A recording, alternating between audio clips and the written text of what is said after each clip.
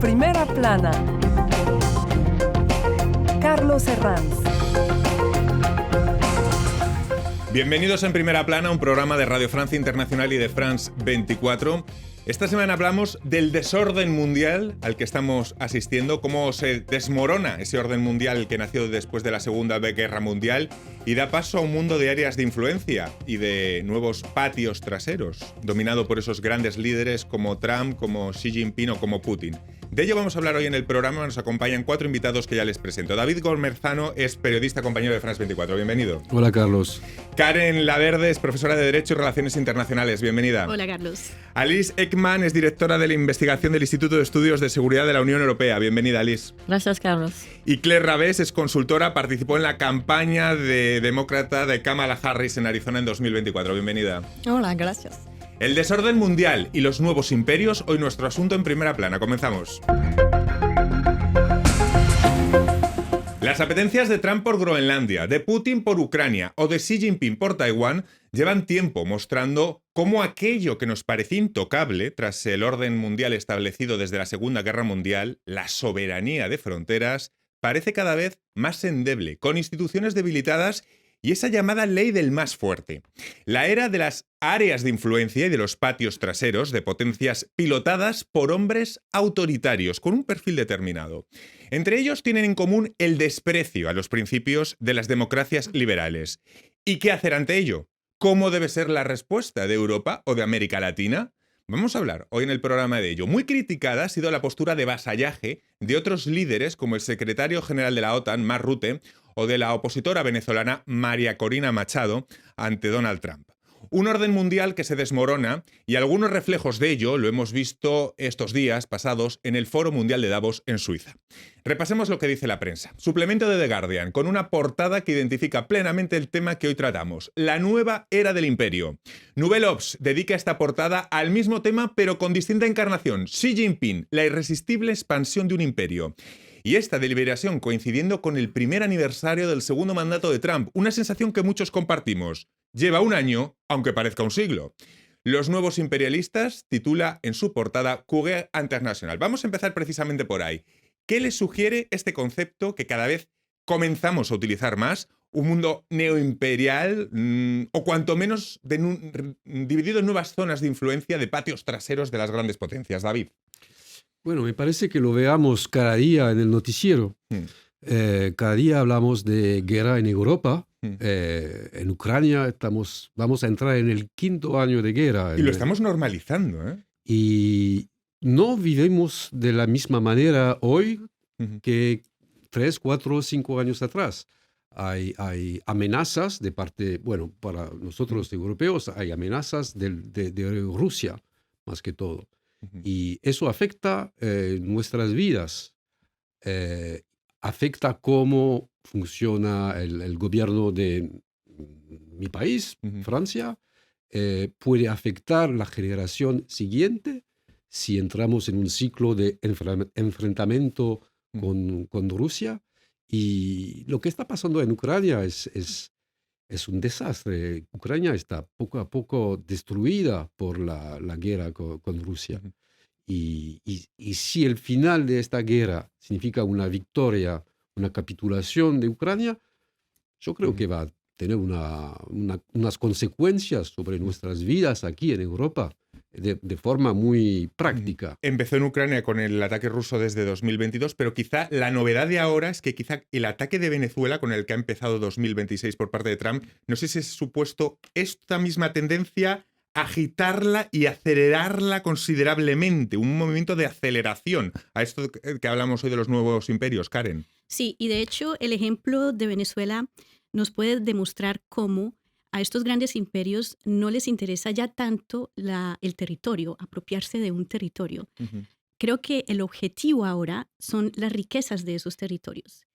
Tener el control de otros estados, el control político, el control económico, el control militar, ¿sí? Y a su vez poder tener acceso a mano de obra barata, a consumidores, ¿sí? Y a los recursos de esos estados. Con Venezuela es clarísimo.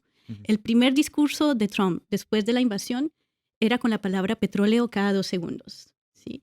Y pienso que es la misma tendencia es el mismo objetivo con Groenlandia. En el caso de Alice, es experta en China. No sé si hablamos de efecto dominó, es decir, a partir de que si a Putin le sale bien la jugada de Ucrania o a Trump la de Groenlandia, ¿esto legitima que Xi pueda tomar Taiwán? Es decir, que haya un efecto dominó.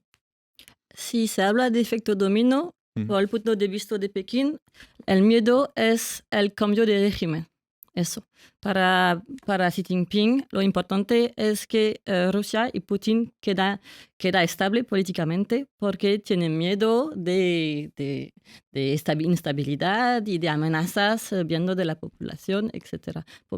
Es importante de entender bien que el efecto domingo es, de punto de Pekín, a propósito, hay una competición de régimen político, pero no la lógica de Venezuela o de Ucrania es muy diferente de la lógica del estrecho de Taiwán. Desde el punto de vista de Pekín, Taiwán es un asunto interior y tiene su propia estrategia.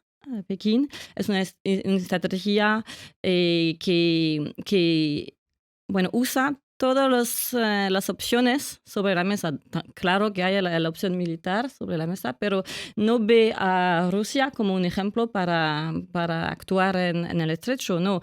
Ahora China usa de la opción económica, presión, pero también regalos, usa de la opción de la desinformación. Y también mira muy precisamente la evolución política dentro de Taiwán. Así que yo pienso que es importante no poner todo al mismo lado. Sí, hay como un desorden mundial, pero no se puede comparar, cuando se compara, los eventos de Venezuela es de natura muy diferente de lo que está pasando, esta guerra bastante larga en Ucrania, en invasión, y también la lógica de Taiwán es diferente. Y también creo que es un poquito peligroso poner al mismo nivel, al mismo nivel, el nivel de autorismo. Ahora se habla de Trump como de Xi Jinping, como de Vladimir Putin, pero no es el mismo caso, ¿no? No es el Claro mismo que hay evolución política en Estados Unidos, pero es muy peligroso defender este relativismo en análisis, porque si no faltamos claridad analítica y estratégica después. Hay que ir caso por caso porque hay peculiaridades efectivamente, pero sí que hay un mundo de áreas de influencia, a lo mejor, Claire. Es decir, de la misma forma que Trump considera que hay un patio trasero, Putin también considera que tiene su área de influencia y su patio trasero, y China igualmente. Sí, creo que ahora los valores del mundo son el unilateralismo, la coerción y la fuerza. Y es algo que es compartido entre Putin, entre Xi Jinping y entre Donald Trump. Y también hay algo compartido, es una cuestión también de virilidad de la guerra, de la masculinidad, Sí. que encontramos también en el movimiento MAGA, si hablamos de Trump, por supuesto. Pero entonces creo que hay ganadores y hay perdedores para Trump, también para Putin. No sé si es la misma cosa para Xi Jinping, no conozco a China especialmente, pero entonces esos líderes quieren ser ganadores y quieren demostrar a sus naciones el líder que son estas personas. Y es importante, creo que es importante para analizar lo que pasa en este desorden mundial.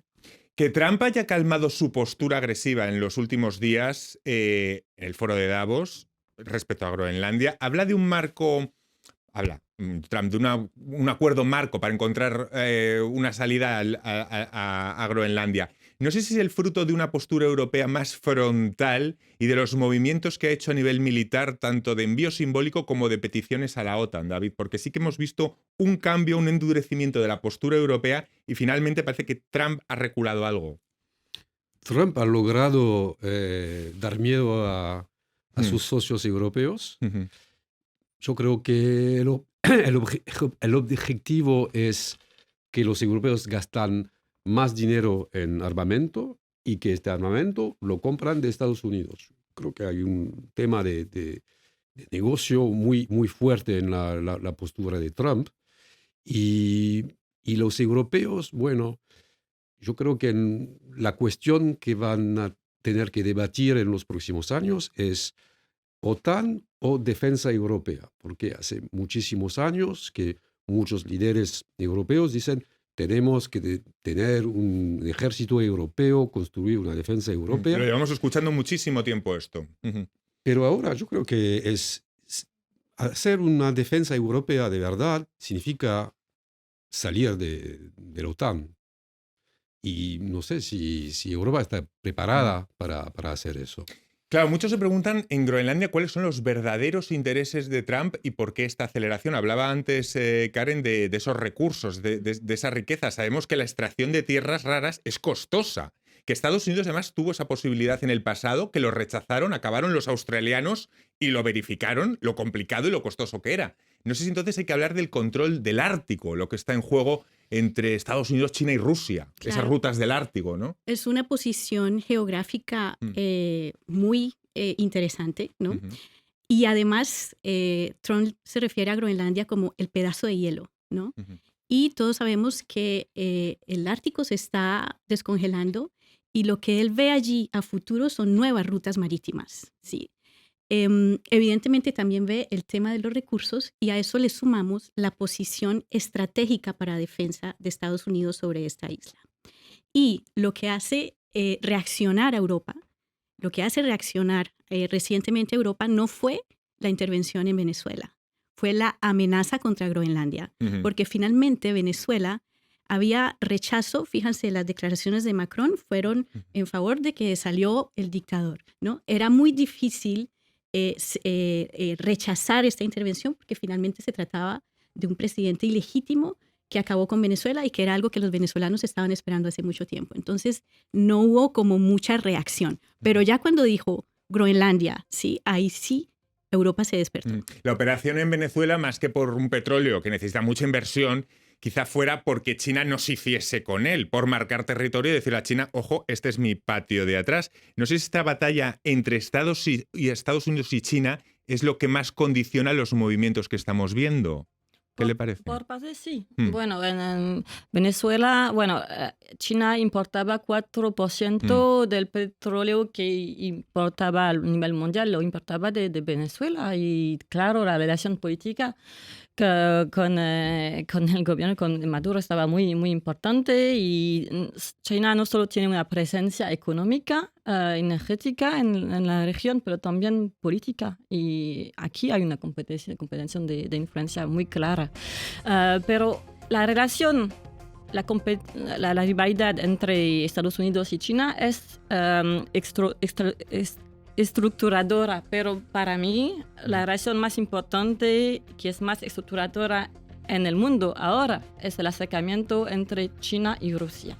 Y este acercamiento se ve en el Ártico, se ve en Asia Central, se ve en el hecho de Taiwán, porque Rusia soporta completamente la posición de China. China soporta a Rusia desde la invasión de Ucrania, por lo menos no la ha condenado, pero mejor ha soportado a los vínculos económicos, ha reforzado, ha exportado componentes tecnológicos que soportan el esfuerzo de guerra de Rusia y son socios diplomáticos muy importantes. Así que esto es una relación estructurante para el futuro. Vamos a hacer una pausa en este punto. Enseguida volvemos hablando de cómo son el perfil de esos líderes aquí en Primera Plana. Hasta ahora.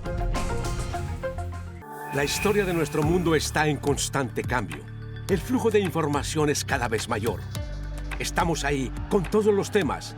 Nos comprometemos con la verificación, desde el terreno, en todas las circunstancias, para anticipar el futuro y entender el presente. Lo acompañamos 24 horas, 7 días a la semana. France 24, una mirada diferente a la actualidad. Liberté, égalité, actualité. Guerras, desastres naturales, crisis devastadoras. Volvemos a los lugares que fueron noticia y visitamos a los que han reconstruido sus vidas. ¿Qué pasa con las comunidades afectadas tiempo después? Acompáñenme en boleto de vuelta por France 24 y france24.com. Seguimos esta semana en Primera Plana hablando del neoimperialismo que estamos viendo en esas áreas de influencia, en esos líderes autoritarios. Lo hacemos con David Gomerzano, compañero de France 24, con la profesora Karen Liliana Laverde, con la directora del Instituto de Estudios de Seguridad de la Unión Europea, Alice Ekman, y con Claire Rabés, consultora y participante en la campaña de Kamala Harris en 2024. Hablaba Claire antes de la pausa de ese perfil. Estamos hablando de líderes que tienen en común despreciar lo débil, el hipermasculinismo, despreciar los valores de las democracias liberales, algo que ya sabíamos en los casos ruso-chino. Quizá lo novedoso, Claire, es cómo se va erosionando los contrapoderes en Estados Unidos. Eso que sí que no lo hemos visto hasta ahora, al mismo tiempo que lo hace en el orden mundial. Esos contrapoderes, como Trump los va erosionando, tanto la prensa, la justicia, eso es lo que está cambiando ahora y a un ritmo de vértigo. Sí, hay un montón de cosas sobre la mesa ahora mismo en los Estados Unidos, porque hay una imagen de debilidad del Congreso, por supuesto, y es más importante para la política exterior de los Estados Unidos, porque normalmente el Congreso tiene un papel muy importante. Y lo hemos visto con la nueva ley también, que 17 republicanos han votado para asegurar el papel del Congreso. Pero ahora tenemos la imagen de una debilidad de esa institución en comparación con un presidente muy fuerte que es Trump. Trump, por supuesto, en la prensa también, y hay planes también de comprar CNN, por ejemplo, o otro tipo de televisión. Entonces hay una manera de hacer política de Trump que es muy importante porque es un imperialismo, creo que sí, y entonces es también la amenaza para las resistencias de cualquier forma para expresarse. Y entonces todos los poderes que es dentro de los Estados Unidos o fuera son dentro de las manos de Trump. Y eso es muy peligroso. Luego vamos a hablar de esas resistencias internas. Es verdad que decía antes Alice, cuidado, no comparemos, no situemos a todos en el mismo nivel porque también hay diferencias. Puede haber ambiciones parecidas, pero también estilos distintos, porque frente a esa ferocidad de Trump, China intenta presentarse en el plano diplomático como socio responsable. No sé si es una estrategia calculada que ahora Pekín frente a Trump se intente presentar como el socio fiable del que lo estamos viendo, por ejemplo, en el caso de Canadá, ¿no? ¿Qué le parece esta Sí, es muy calculada. Y bueno, China lo ha hecho durante el primer tiempo de Trump. En la gobernanza internacional estaba hablando de un país abierto, estable, previsible, pero en verdad sabemos que es un poquito más complicado. Los europeos están negociando desde años para tener más acceso al mercado chino. También hay oposiciones mayores sobre la posición de China frente a la guerra en Ucrania, ya lo hemos contado. Y de manera general, China no es tan previsible que lo suponemos. Claro que frente a Trump todo el mundo está previsible. Pero China, por ejemplo, si hay una guerra diplomática, si una tensión sobre un punto político, por ejemplo, Xinjiang con la Unión Europea, todas las negociaciones económicas, la cooperación económica pueden pararse súbitamente, de repente. Por ejemplo, se acuerda que durante 6 años Bruselas y Pekín habían negociado un acuerdo para las inversiones, pero eso, después de tensión política, estaba parado al Parlamento. Eso es un ejemplo. Pero lo que quiero decir es que es muy difícil ver a China como una potencia, previsible sí, pero fiable. Lo que está intentando Canadá, por ejemplo, es acercarse de China para tal vez tener más como margen de negociación con Estados Unidos, pero no funciona así. La verdad es que China y Rusia y otros países como Irán, por ejemplo, el gobierno actual, como Norte Corea, están formando ahora más y más una coalición un eje. anti-occidental. Por lo menos es como eso que Pekín lo ve y lo construye. Es reforzar cooperación diplomática, reforzar ejercicios militares y cooperación para construir un frente anti-occidental que incluye también a Europa, no solo a Trump y Estados Unidos. Ya ven que vamos viendo muchos matices. Una pregunta que se habrán hecho todos y también todos los espectadores y todos los oyentes. ¿Cómo tratarían ustedes a Trump?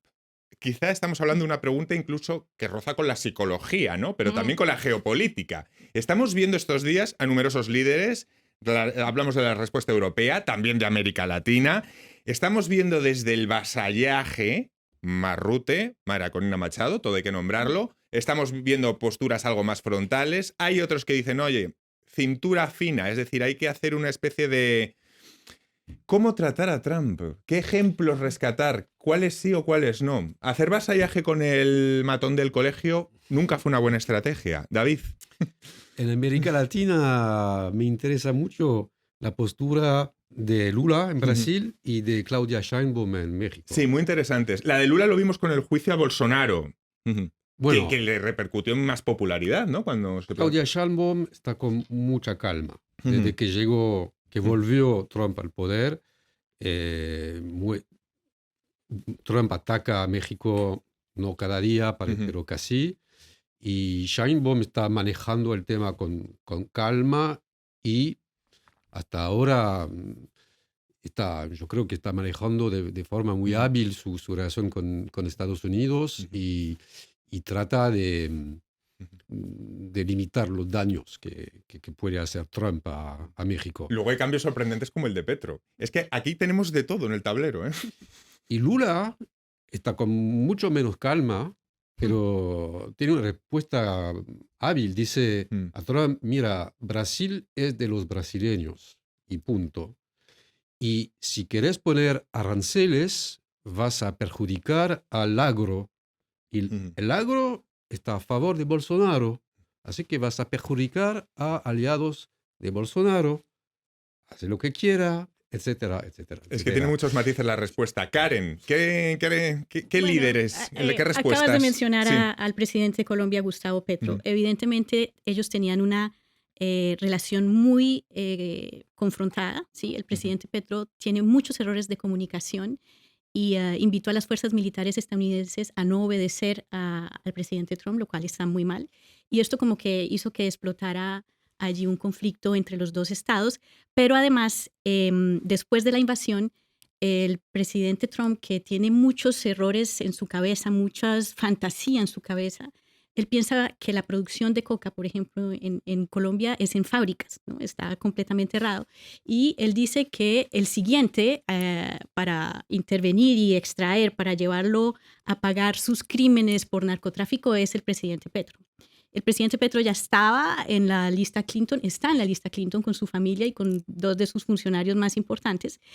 Y hay una reacción ante esto. Ya cuando el presidente Petro ve que realmente fue capaz de llegar allí a Venezuela y extraer a Maduro, hay una negociación a partir de las fuentes diplomáticas, de las vías diplomáticas, y se logró una conversación telefónica entre los dos, aparentemente muy buena, ¿no? Todavía no sabemos el resultado. Trump es totalmente impredecible.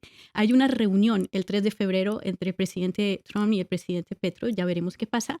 Y pues falta también decir que el presidente Petro está terminando su mandato y lo mejor es que las relaciones con Estados Unidos queden en el mejor escenario posible. Otro neoimperialismo del que podemos hablar es del de Netanyahu, con Israel como gran potencia de Oriente Medio y con los países del mundo árabe más volcados en estar bien con Estados Unidos que en el futuro de los palestinos. ¿Son optimistas con esa junta de Consejo de Paz en el que naciones como Francia o Suecia ya han rechazado entrar? Trump dice que lo hará en colaboración con Naciones Unidas, pero hay muchas voces que denuncian que lo que es un intento de reemplazo de la institución. No sé si hablamos de un paso más ante el debilitamiento del orden mundial y una ONU muchas veces inoperante para dar salida de los conflictos. Es decir, ¿es parte de lo que estamos hablando hoy, de este desorden mundial? ¿Qué te parece, David? Me parece que es negocio. ¿Negocio? Solo negocio.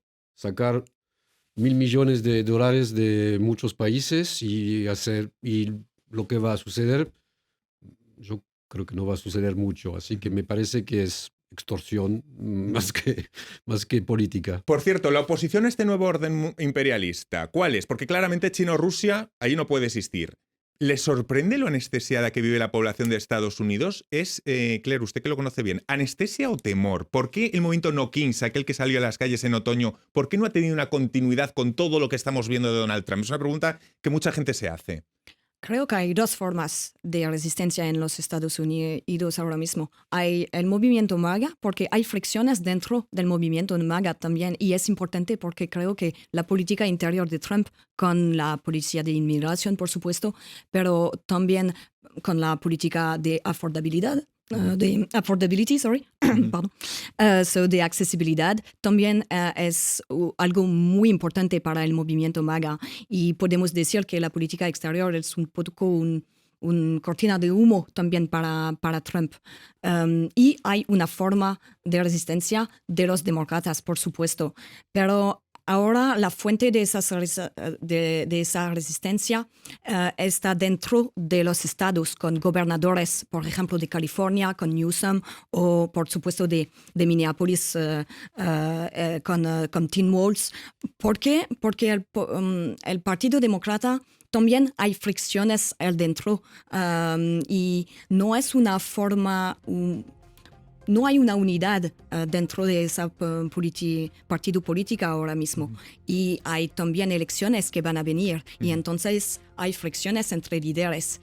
Y entonces había una forma... Sí, okay. Me quedo sin tiempo para más. Muchísimas gracias. Teníamos muchísimas más cosas que comentar. Vamos a seguir esa oposición interna en Estados Unidos, a ver cómo evoluciona. Muchísimas gracias a los cuatro y a todos ustedes. Hasta la próxima semana en Primera Plana. Gracias.